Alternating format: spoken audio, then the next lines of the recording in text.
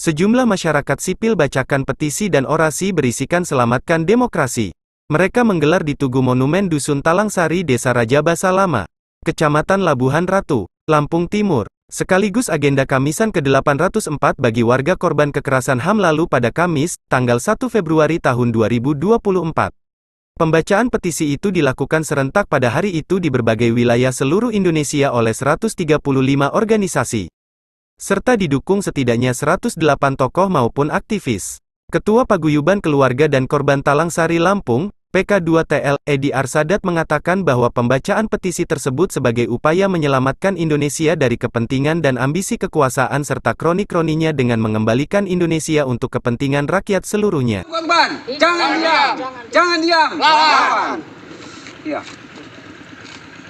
kami dari Paguyuban Korban Talangsari Lampung 1989 bersama Koalisi Masyarakat Sipil Kawal Pemilu Demokratis dan PBHI membacakan petisi masyarakat sipil. Selamatkan Indonesia dari kepentingan dan ambisi kekuasaan. Ya, petisi masyarakat sipil. Selamatkan Indonesia dari kepentingan dan ambisi kekuasaan Jokowi, keluarga serta kroni-kroninya. Kami Paguyuban Keluarga Korban Talangsari bersama Koalisi Masyarakat Sipil Kawal Pemilu Demokratis dan PBHI membacakan petisi masyarakat sipil. Negara Republik Indonesia dibangun dan didirikan tidak untuk kepentingan segelintir orang, kelompok atau keluarga, tapi untuk kepentingan seluruh rakyat Indonesia. Di negara ini, kekuasaan tidak boleh hanya dimonopoli, didominasi dan dikuasai oleh kalangan terbatas. Karena itu, sebelum bertentangan dengan semangat dan cita-cita pendirian negara Indonesia, fakta-fakta historis dan kekinian dengan sangat jelas menunjukkan bahwa penguasaan negara dan sumber daya di dalam oleh segelintir orang dan keluarga, serta penguasa telah meminggirkan dan merampas hak-hak rakyat di negara ini. Cukup sekali saja rakyat mengalami rejim otoriter yang dikuasai oleh Soeharto, keluarga dan kroni-kroninya selama 32 tahun. Berbagai kasus pelanggaran HAM berat terjadi pada masa Orde Baru dan kekayaan negara pada masa itu dinikmati secara terbatas oleh segelintir elit yang berada dalam lingkaran kekuasaan Soeharto. TAP MPR 10/MPR 1998 tentang penyelenggaraan negara yang bersih dan bebas korupsi, kolusi dan nepotisme menyebutkan bahwa dalam penyelenggaraan negara semasa Presiden Soeharto telah terjadi praktik-praktik usaha yang lebih menguntungkan sekelompok tertentu yang menyuburkan korupsi, kolusi dan nepotisme yang melibatkan para pejabat negara dengan para pengusaha sehingga merusak sendi-sendi penyelenggaraan negara dalam berbagai aspek kehidupan nasional. TAP MPR menegaskan bahwa hal itu tidak boleh terulang di masa depan. Kami, masyarakat sipil menilai majunya Gibran Rakabuming Raka sebagai calon wakil presiden Prabowo Subianto nyata-nyata mengabaikan agenda reformasi 1998. Pencalonan Gibran syarat dengan praktik KKN serta melanggar etika konstitusi. Tidak ada kepentingan rakyat yang diwakilinya, karena kepentingan utama adalah untuk mengamankan dan melanggengkan kekuasaan pribadi, keluarga, dan kroni-kroni Jokowi.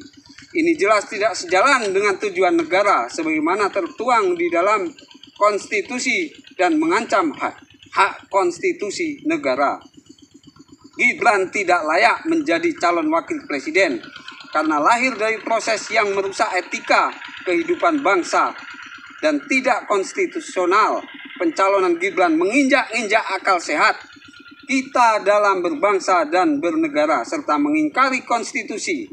Hal ini terlihat secara terang benderang ketika terjadi pembajakan terhadap Mahkamah Konstitusi oleh kekuasaan untuk memuluskan langkah pencawapresan Gibran Rakabuming Raka, anak Presiden Jokowi. Pembajakan yang syarat dengan nepotisme tersebut sulit dibantah mengingat Anwar Usman, Ketua Hakim dalam persidangan MK saat itu memiliki hubungan kekerabatan dengan Presiden Jokowi dan putranya Gibran Rakabuming Raka.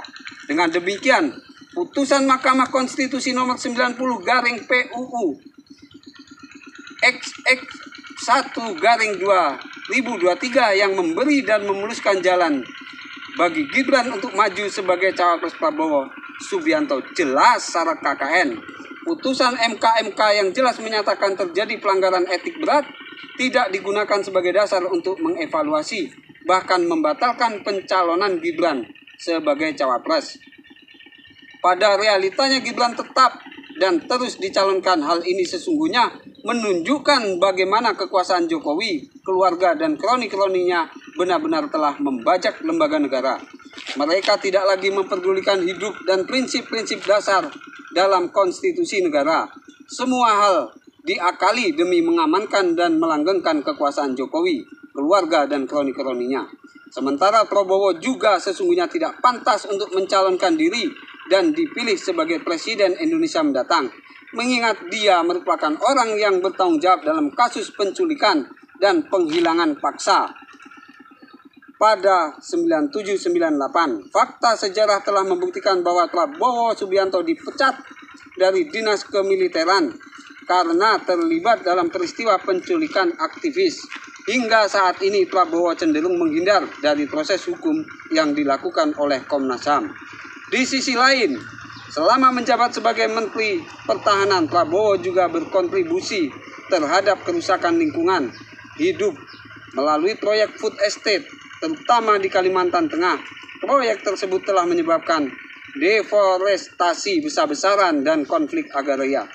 Kami masyarakat sipil menyatakan bahwa pasangan Prabowo Gibran tidak pantas dan tidak layak untuk dipilih menjadi Presiden dan Wakil Presiden pada Pilpres 2024. Sudah saatnya demokrasi dan konstitusi diselamatkan, agar negara ini tidak hanya dikuasai oleh Jokowi, keluarga, dan kroni-kroninya, akan tetapi dimiliki oleh seluruh rakyat Indonesia seluruhnya.